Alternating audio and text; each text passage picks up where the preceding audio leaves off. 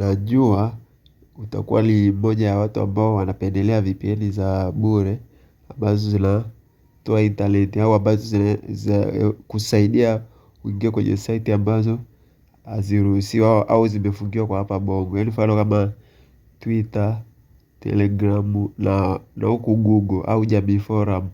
Kuna site hizo site zimefungiwa.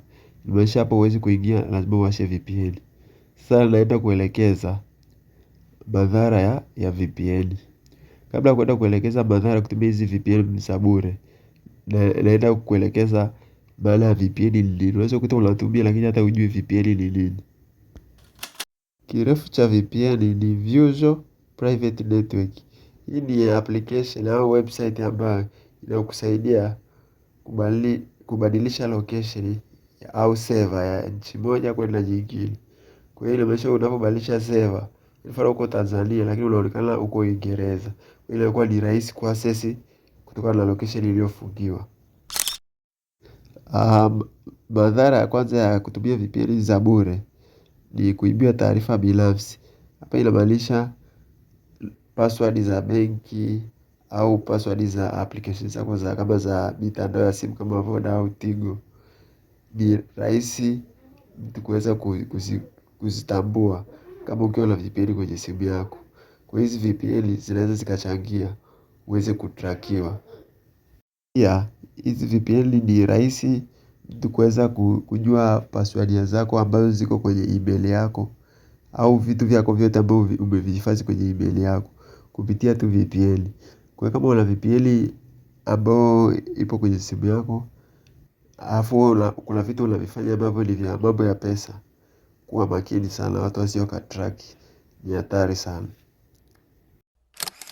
VPN za bure zinachangia pia simu yako iwe slow. Hapa ina maana gani? Unapowasha data ya mtandao wote alafu ukaenda ukaconnect hiyo VPN yako ya bure, inamaanisha pale simu lazima iwe slow kutokana na nini? Inatumia nguvu sana. Kwamba kubadilishana server. Inamaanisha server Tanzania umewasha data, alafu pia umeenda kwenye VPN pale umechange server. Kwa hiyo inamaanisha pale muingiliano au ule mvutano wa kubadilisha server ili uweze kupata access ya internet kutoka kwenye server nchi nyingine. Hapo ndio inapochangia nini? Simu inakuwa slow. Jinsi unavyowasha VPN ya bure kuconnect na kwa kutumia huo mtandao wa simu au kutumia wifi, inabadilisha pale ile process ya kubadilisha server inachangia simu itumie nguvu sana. Na hiyo simu inamaanishaje? Ni betri. Inamaanisha betri yako ya simu inatumia nguvu sana kwa ajili ya ile process ya kubadilisha server ya nchi moja kwenda nchi nyingine, huku data ikiwa inaenda kwa kasi. Kwa hivyo hapa inamaanisha nini? Betri la simu yako lazima lipate moto sana. Kwa hiyo inamaanisha betri health hapo inakuwa inapungua uwezo wake. Kwa hiyo kama ukizoea kuwasha VPN utaona kabisa kweli, yaani kama ikiwa 100% mpaka ikafika 0, na ukiwasha data au wifi bila kuwasha VPN utaona kabisa kuna utofauti. Hapa inamaanisha nini? VPN inaua betri haraka.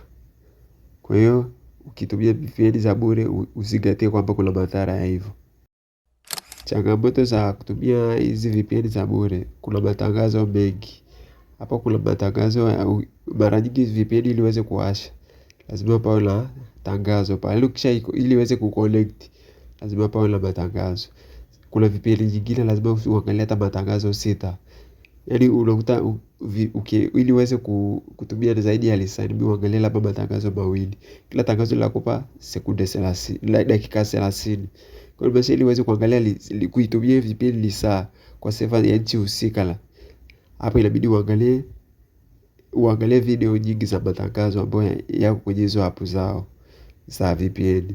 Ukishaangalia matangazo ndio uweze kuconnect.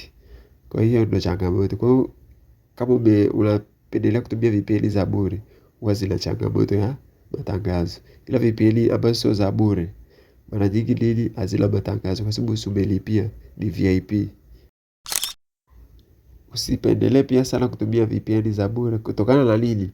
Hizi VPN ukiwa umewasha data ukaenda kuconnect kwenye hizi VPN, inamaanisha hizi VPN pia zitatumika kama nini?